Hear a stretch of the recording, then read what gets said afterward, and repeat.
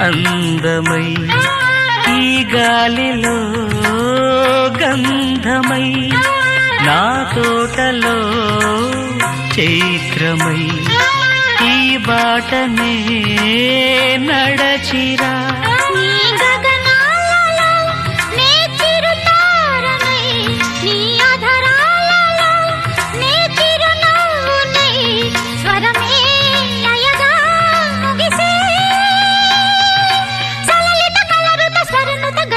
గమకము తెలియతని